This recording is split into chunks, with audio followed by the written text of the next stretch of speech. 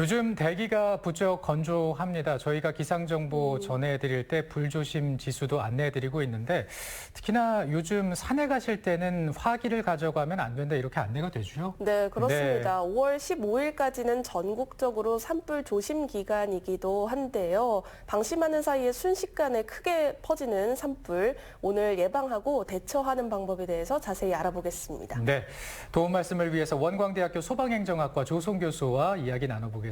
어서 오십시오. 안녕하세요. 안녕하세요. 네, 지난 21일 단양 영춘에서 산불이 발생했고 그리고 엊그제 수요일에는 진천에서 산불이 났는데 1시간 30분 만에 진화가 되기도 했습니다.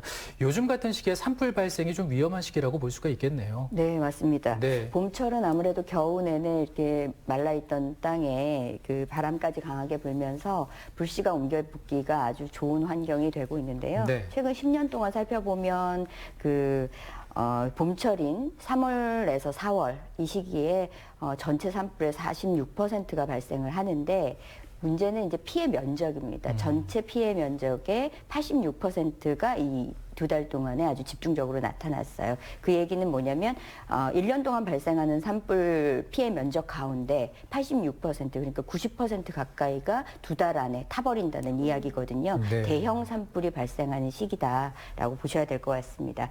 지금 뭐 메마른 땅 이야기를 하셨지만 기온이 점차 오르게 되면서 아무래도 건조해지죠. 한 주 사이에도 지난주에만 산불 발생이 한 3배 가까이 늘었습니다. 네. 이번 주에도 아마 남구 북저형 이런 기압 배치가 이루어진다라고 예보가 됐었는데요. 동해안 중심으로 해서 강원 지역, 산간 지역 모두 산불 발생이 위험이 높아지는 시기고요. 다만 과거 사례들 보면 우리가 보통 대형 산불들은 강원도 중심으로 많이 난다라고 알려져 왔지만 최근에는 전국적으로 이런 현상들이 나타나고 있습니다. 그래서 각별한 주의가 필요하다고 하겠습니다. 네. 네, 그런데 이렇게 봄철에 산불이 많이 일어나는 이유가 건조한 날씨 탓도 있지만 주의를 기울이지 않은 탓이 크다고 하더라고요. 네, 맞습니다. 아무래도 이제 외생적인 환경들은 어쩔 수 없는 것이기는 한데 우리나라 산불은 자연재난이 아니라 사회재난으로 분류를 하고 있어요. 이 네. 얘기는 뭐냐면 사람에 의해서 만들어지는 불이다라고 인식을 하고 있습니다. 네.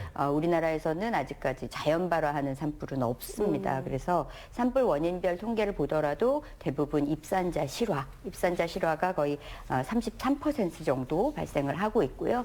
그리고 논밭두렁 소각하는 경우 이제 15% 정도 발생합니다. 그리고 최근에는 쓰레기 소각도 굉장히 많은 비중을 차지하고 있어요. 모두 다 이렇게 산불 위험 커지는 시기에 이렇게 입산자 실화 원인이 많다 보니까 아마 산에 갈 때 불이 나지 않게 화기 휴대하지 않고 하는 것들이 굉장히 중요하게 다뤄지고 있습니다.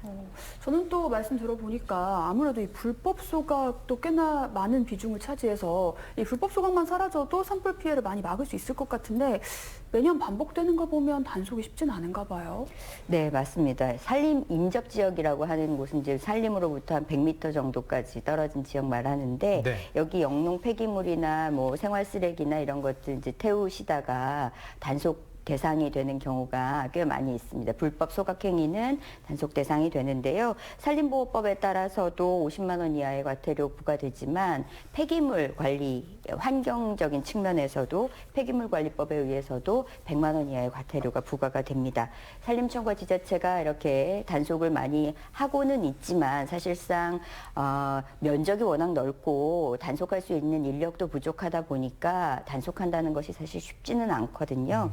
또 그 농촌 지역의 경우에는 이 소각 자체가 불법이라는 인식이 크지 않은 경우들도 있어서 네. 인식 전환도 상당히 중요할 것 같아요. 그래서 신고하고 그리고 그 관리하에 이제 소각하는 절차가 좀 갖춰져야 하는데 마찬가지로 생활 쓰레기 같은 경우에는 농촌 지역이나 이런 곳은 사실상 쓰레기 처리할 수 있는 인프라가 좀 부족한 것도 사실입니다. 그러다 보니까 아무래도 불법으로라도 소각을 자꾸 하게 되는데 있는데 이런 그 쓰레기들을 치워줄 수 있는 대책 같이 마련이 돼야 될 필요가 있습니다. 알겠습니다. 그렇다면 이제 산불 발생했을 때 어떻게 대처하면 좋을지 살펴보고 싶은데 일단은 빠른 신고가 우선이겠죠. 네, 맞습니다. 신고 처리는 뭐 산림청, 소방청, 경찰서, 지자체 산림부서 모두 다 가능하십니다. 그렇지만 우리가 가장 익숙한 건 아무래도 119이니까 119 신고하시면 되고요. 네. 산불 초기에는 뭐 발화된 지점과 가까이 있으면 끄려는 노력을 하실 수도 있는데 사실상 불길이 좀 커졌다 싶으시면 대피가 먼저라고 할 수가 있겠습니다. 그래서 바람 방향과 반대로 이제 대피하시는 것이 중요하겠습니다. 네. 근데 만약에 산불이 났는데 아직 산에 있는 경우다. 그러면 어떻게 해야 될까요? 네, 산불 경우에는 발생한 곳에서 이제 멀리 떨어진 곳 그리고 야외에 넓게 퍼져 있는 공터 같은 곳으로 대피를 하셔야 되는데요. 바람이 불어가는 쪽을 향해서 산불이 번질 수밖에 없기 때문에 불과 멀어진 방향으로 바람 부는 방향을 좀 살피는 것이 중요합니다.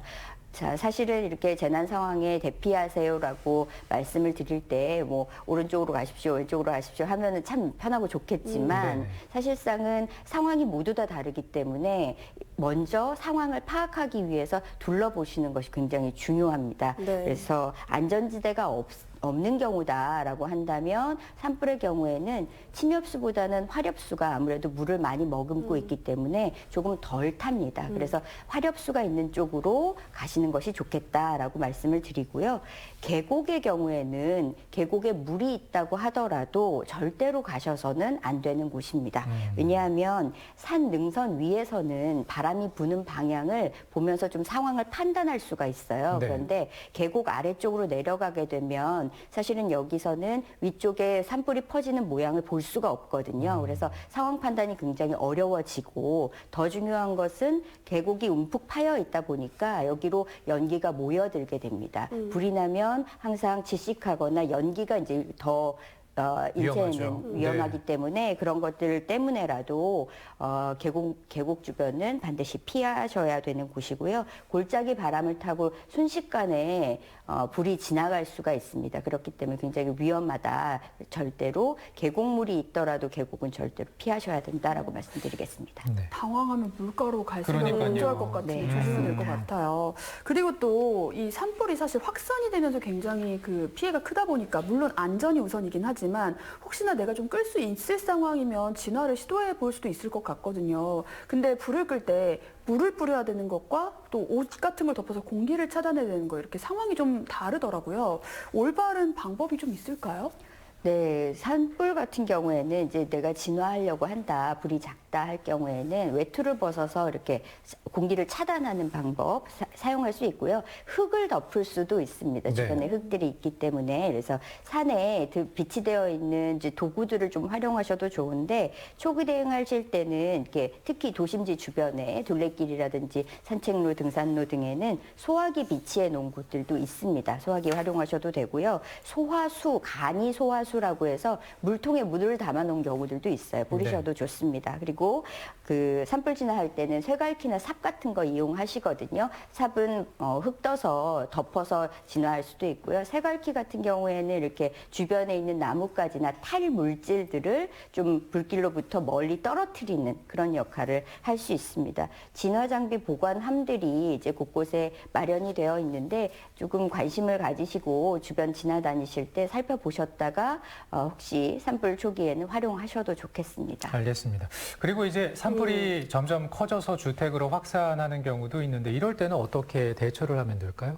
아무래도 이제 집이나 창고 건물 벽으로 불길이 타올라가면 네. 이제 주택 피해 커질 수 있기 때문에요. 주변에 물을 많이 뿌려 놓으시는 것이 아무래도 피해를 줄이는 데 도움이 됩니다. 그리고 출입문이나 창문을 꼭 닫으시고 또 집안에는 화기 같은 거 있을 수 있어요. 가스통이라든지 휘발유라든지 이런 것들은 좀 치워 놓으시는 것이 좋겠습니다. 그리고 지역의 대피 안내가 이제 있게 된다면 즉시 이동하셔야 되는데 이웃들을 좀 살펴보시는 것도 좋겠습니다. 대피하실 때는 주변 챙겨보시는 것이 중요합니다. 네, 산불을 획기적으로 감소시키려면 제도적인 장치도 중요하고 또 시민들의 의식도 중요할 것 같은데 어떤 게 보완되면 좋을까요?